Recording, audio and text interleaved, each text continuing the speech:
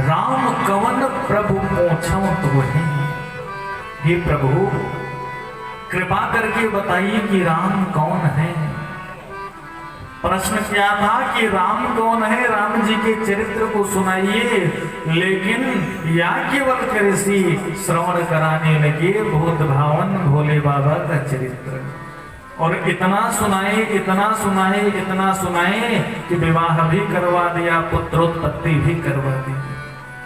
और जब कथा सुना करके बैठे याज्ञवल्क्य जी, तो भरद्वाज मुनि ने पूछा कि गुरुदेव मेरा प्रश्न तो यह था कि राम कौन है, और आपने सुना दिया कि भगवान शंभु शंकर कौन है।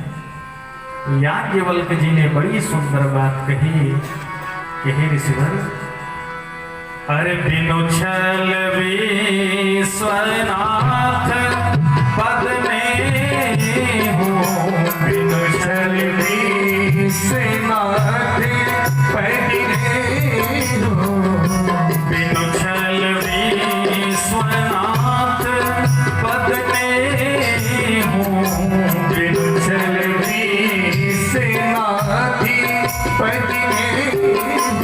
राम भगत कर लक्षण हो, राम भगत कर लक्षण हो, राम भगत कर लक्षण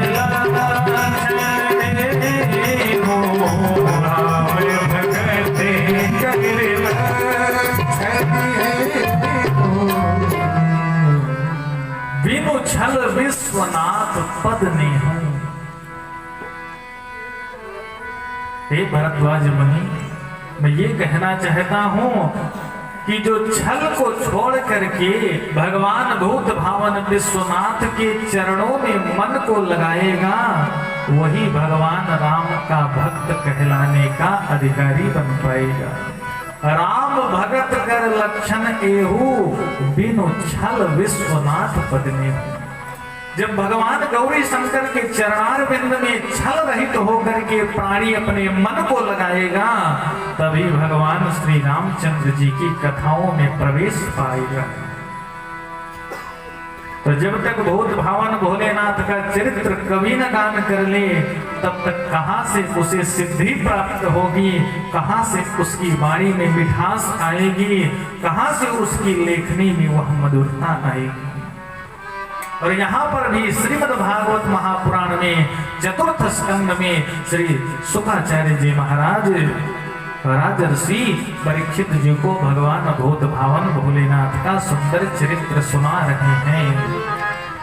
बोली गौरी शंकर भगवान की जय हो।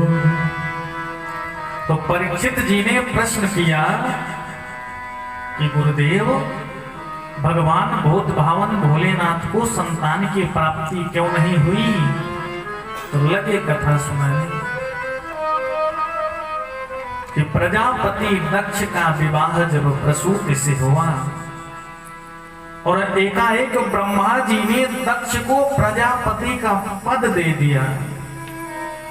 तो पद पाने के बाद मद आना सुनिश्चित है। नहीं को अस जन्मा जग माही, प्रभुता पाई जाय मद नाही। इस चौपाई पर बिल्कुल ध्यान दें कि नहीं को अस जन्मा जग माही, नहीं का और नहीं का ब्रैकेट लगा हुआ है चौपाई के अंतिम चरण में। यानी कि गोस्वामी जी स्पष्ट कह रहे हैं कि ऐसा इस धरातल पर कोई हुआ ही नहीं जिसको प्रभुत्व प्राप्त हो गया हो और मद न आया हो।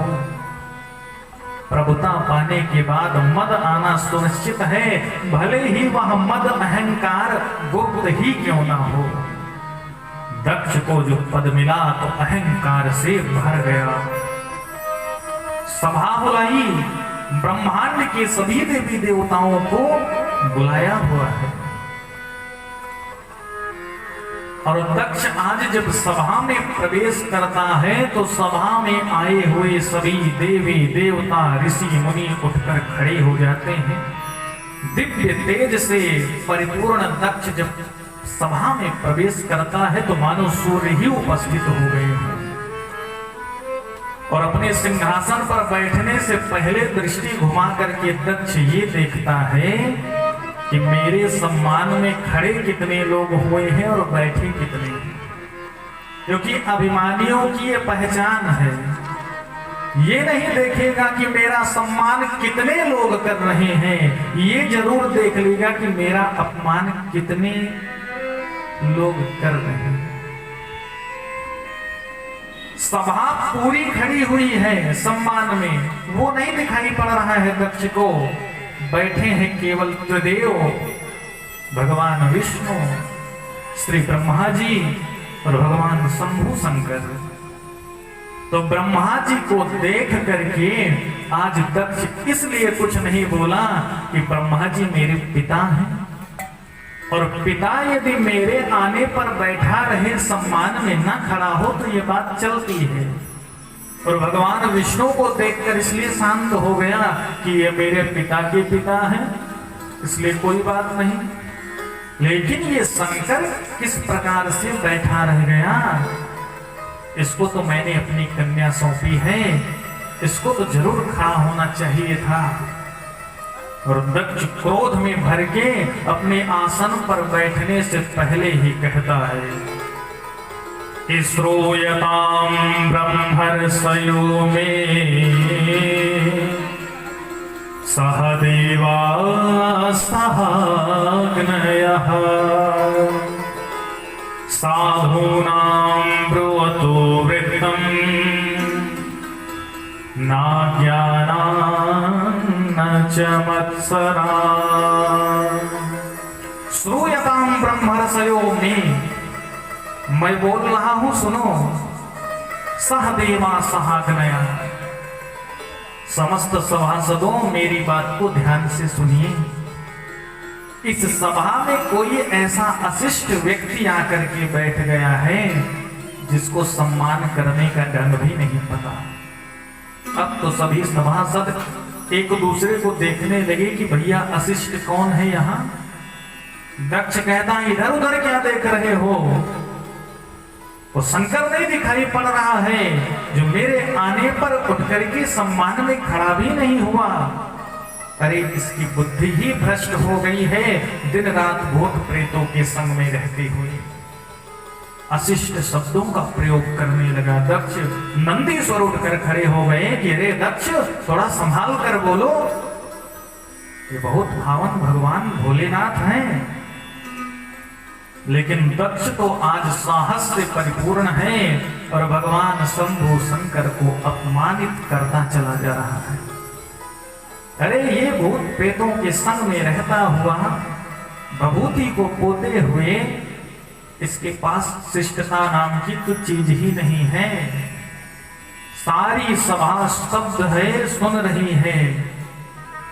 नंदीश्वर बार बार खड़े होकर के दक्ष को समझा रहे हैं कि दक्ष ये गलत है।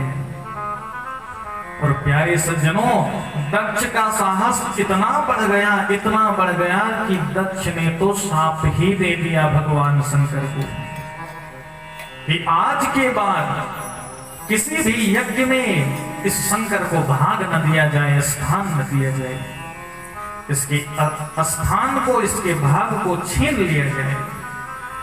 नंदीश्वर से नहीं रहा गया तो नंदीश्वर ने उठ करके एक स्वर में दक्ष को भी शाप दे दिया कि जब से सभा में आया है बड़बड़ाता चला जा रहा है।